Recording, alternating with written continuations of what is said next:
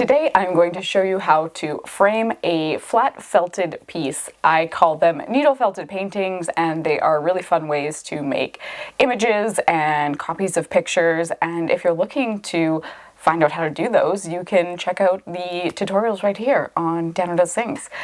Hi, by the way, I'm Dano. I am a doer of things here on YouTube and over on Instagram. So nice to have you here in my basement. So you don't need a lot of supplies to frame a needle felted painting. Of course, you need your felted painting. This one I just finished, whipped up a quick one here.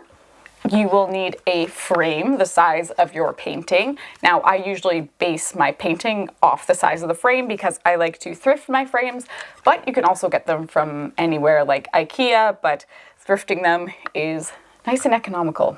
You'll need a piece of cardboard that is thin but sturdy, also cut to the same size as your frame. You'll need scissors, cutting implements. You'll need one for the felt and one for cardboard. If you cut fabrics and cardboard with the same scissors, I guess that's up to you, but I don't. Fabric scissors, cardboard scissors. You will need double-sided mounting tape. This is the Gorilla Glue one, which I really like, but you can also find lots on like Amazon or anything like that. And you'll also need an iron to iron your needle felted piece to make it nice and smooth to put into the frame. So let's get started and I will show you how to do this.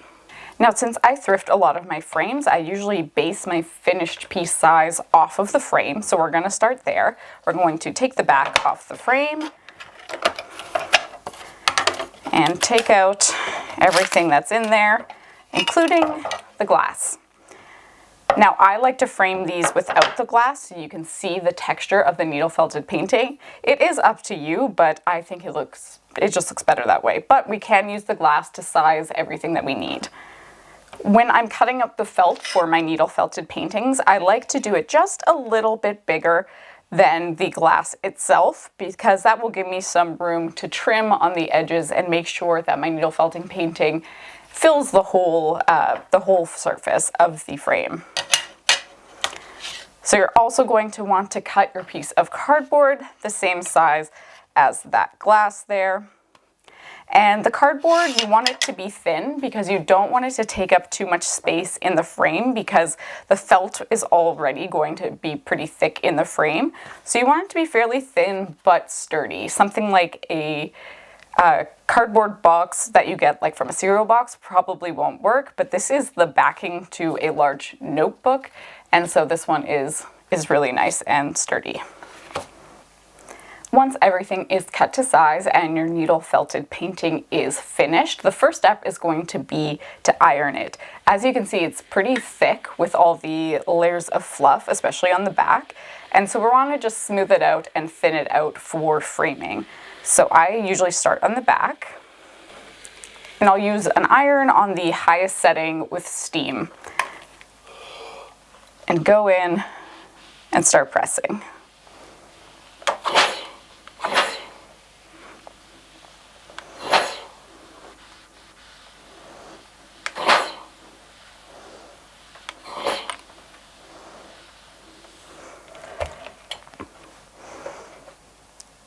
You can see even that thinned it out quite a bit. So we'll flip it and we will iron the front as well.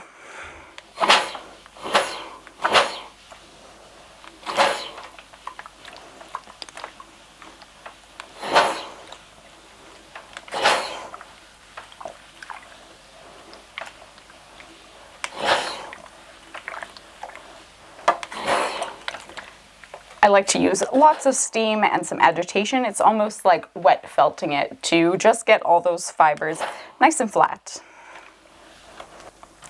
Now we're going to mount this felted piece onto our piece of thin cardboard using the mounting tape here. This is the double-sided tape. So you're going to want to cover the majority of the surface, especially right around the edges, because that's where you want to keep the felt really attached so that it doesn't lift up in the corners.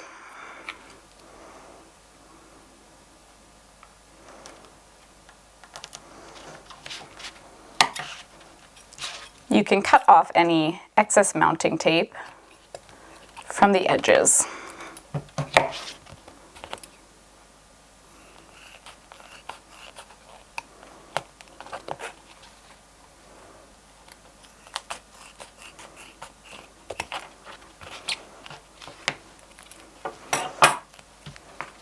Then you're going to want to make sure it's really pressed down onto the cardboard.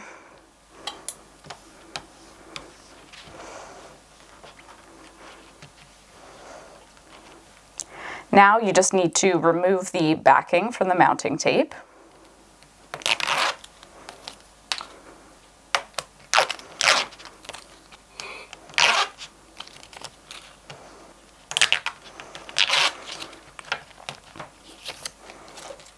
And now you're going to center this onto the back of your felted piece. So I like to flip it, to find the center,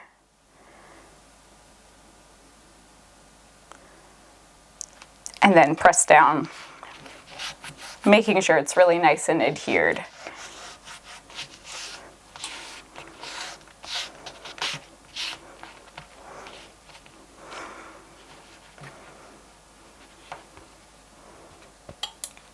There we go. Now we're going to trim off the excess felt using fabric scissors here. Just cutting right up to the cardboard.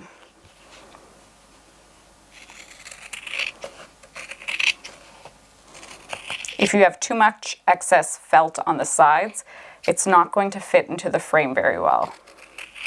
You'll already be sort of pushing it into the frame, so you don't need a bigger battle than you have to.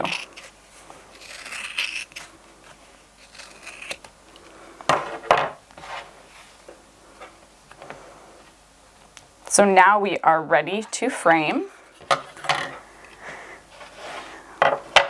We'll take our frame and place the felted painting in.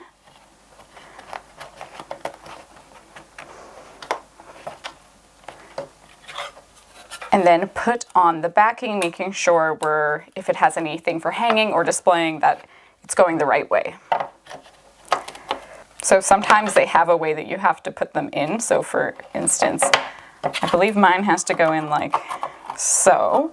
So I need to make sure that my painting is in the right way. So put it in that way. And then put this frame in here.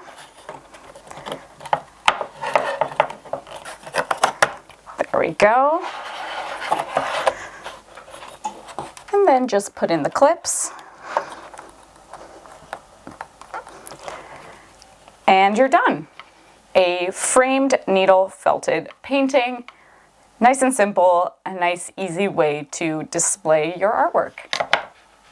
I hope you enjoyed this tutorial. If you did, like this video and subscribe to Dano Does Things, and we'll see you next time.